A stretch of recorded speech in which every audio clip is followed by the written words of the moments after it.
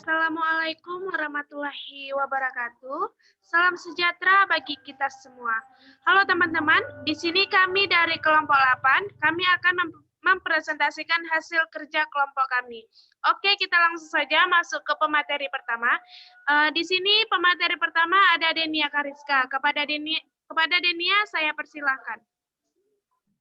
Baiklah, terima kasih moderator. Di sini saya akan menjelaskan pengertian anak usia sekolah.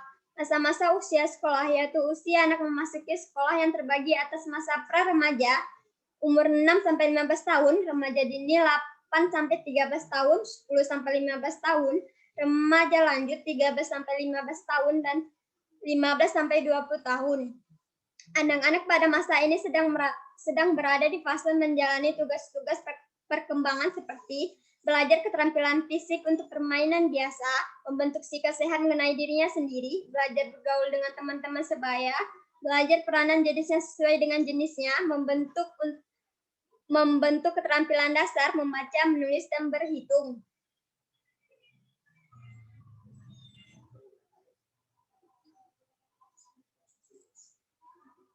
Gangguan perkembangan yang biasa ditemukan pada anak usia sekolah yaitu berupa penolakan sekolah, bentuk kecemasan yang tinggi terhadap sekolah yang biasanya disertai dengan berbagai keluhan yang tidak pernah muncul ataupun hilang ketika masa keberangkatan sudah lewat, hari Minggu atau libur.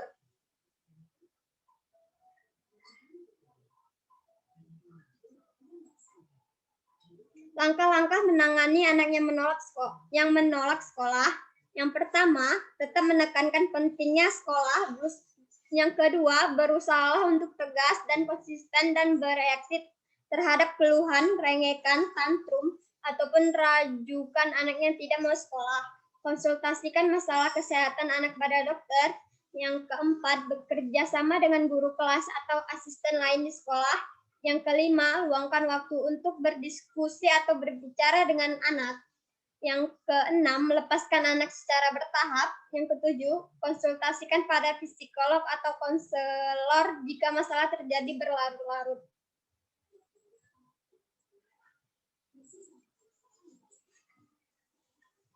Gangguan belajar dalam membaca.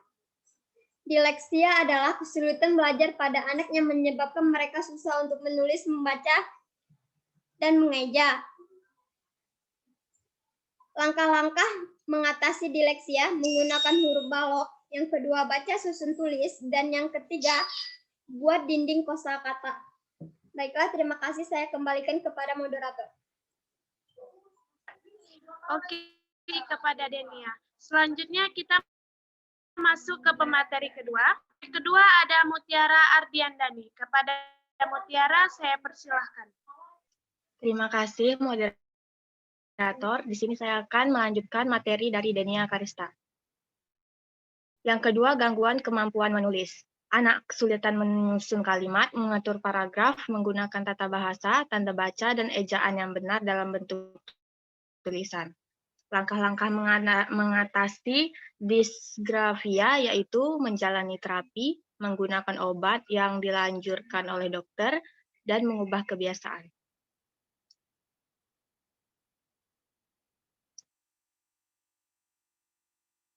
Yang ketiga, gangguan kemampuan menghitung. Kesulitan belajar dalam hal menghitung ditandai dengan anak sering membuat kesalahan untuk matematika dasar. Sebagai contoh, anak kesulitan saat mengerjakan kolom yang tidak sejajar untuk penambahan atau pembagian. Kesulitan untuk menghitung pertambahan atau pengurangan disebut dengan diskalkulia, adalah ketidakmampuan seseorang anak dalam hal menghitung.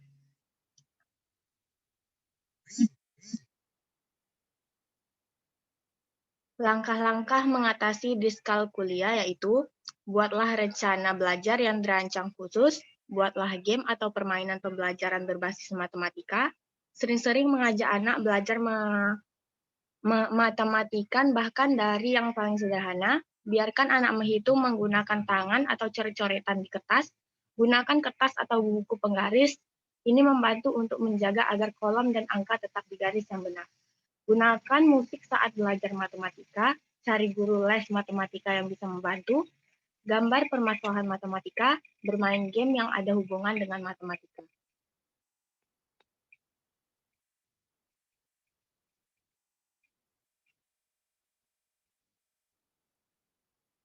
Yang keempat, gangguan kemampuan motorik, yaitu gangguan keterampilan motorik ditandai dengan koordinasi antar anggota tubuh tidak berjalan dengan baik. Langkah-langkah mengatasi disparaksia yaitu terapi okupasi untuk mengajarkan cara-cara yang praktis dalam melakukan rutinitas sehari-hari. Fisioterapi atau terapi fisik untuk meningkatkan kemampuan motorik. Kognitif behavioral terapi atau CBT untuk mengubah pola pikir penderita.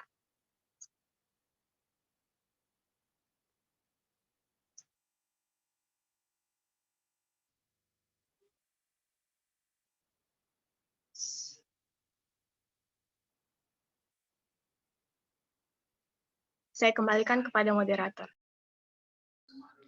Oke, terima kasih kepada Mutia. Selanjutnya ke pemateri ketiga.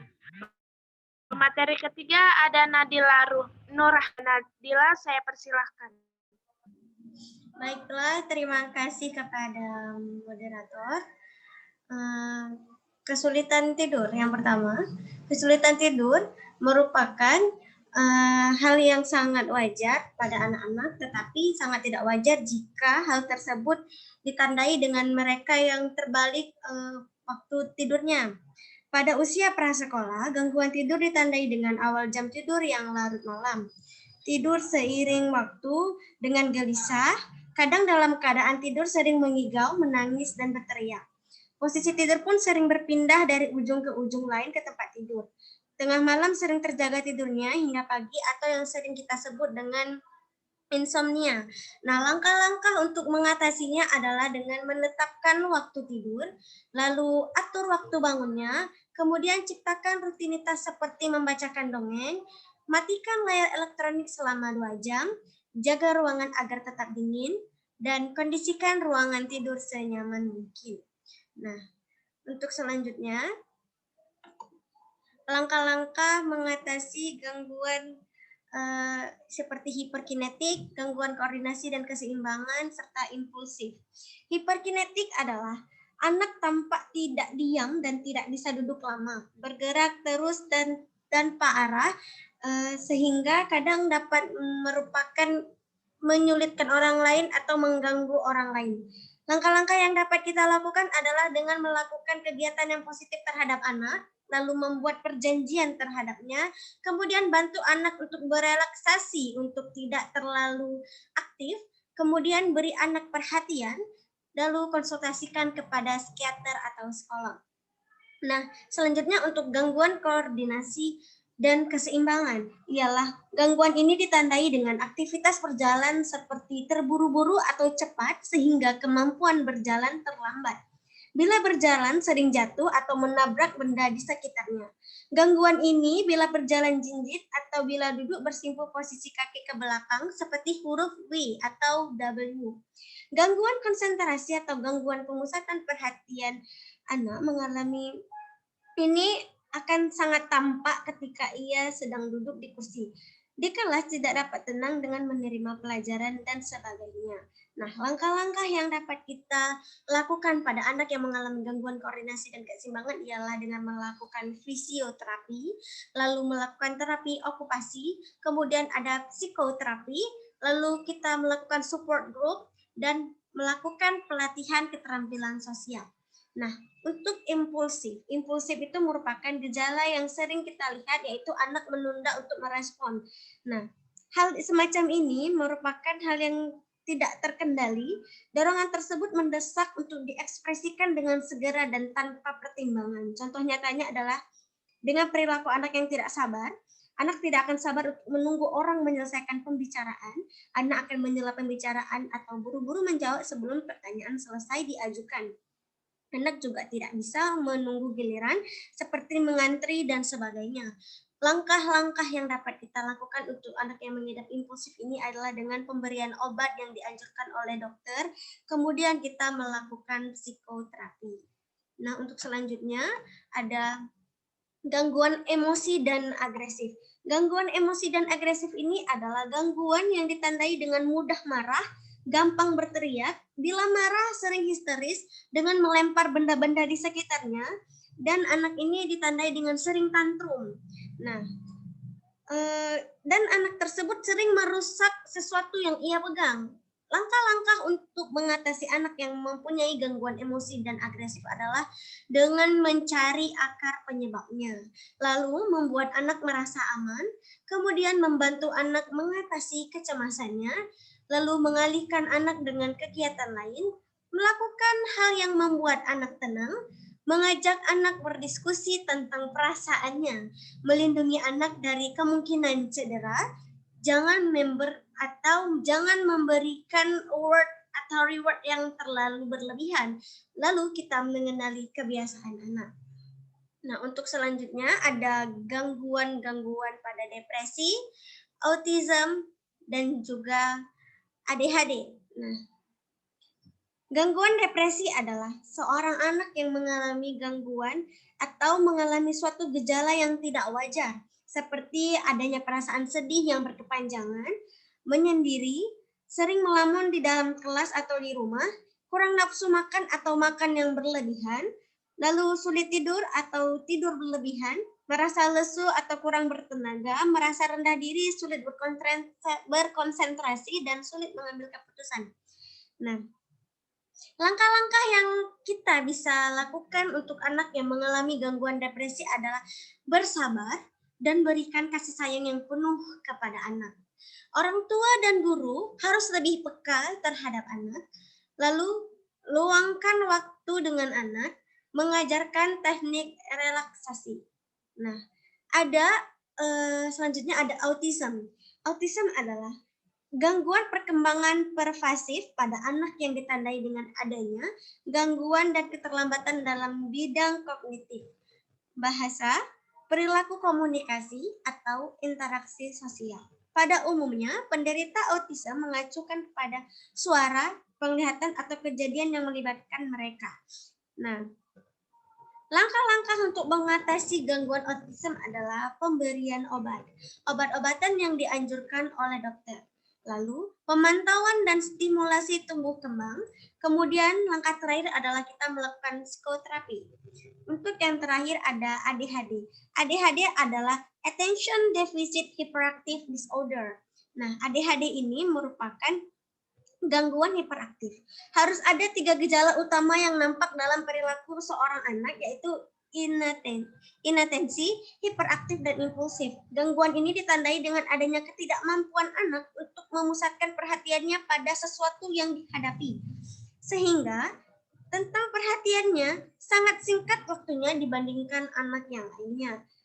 Biasanya disertai gejala-gejala ini adalah dengan hiperaktif dan tingkah laku yang impulsif.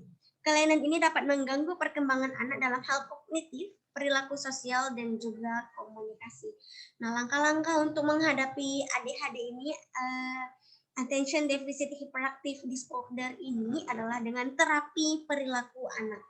Lalu kita melakukan pengobatan, kemudian kita membantu anak untuk memilih dalam kegiatan sehari-harinya. Kemudian kita bersikap jelas dan spesifik di saat kita berbicara kepada anak. Baiklah, terima kasih kepada moderator. Saya akan mengembalikan kepada moderator. Ya, terima kasih kepada Nadila. Nah, teman-teman, kami sudah mempresentasikan hasil kerja kelompok kami. Apabila ada kesalahan dalam mempresentasikan, kami mohon maaf. Di sini kami akan tutup presentasi ini. Terima kasih saya ucapkan. Wassalamualaikum warahmatullahi wabarakatuh.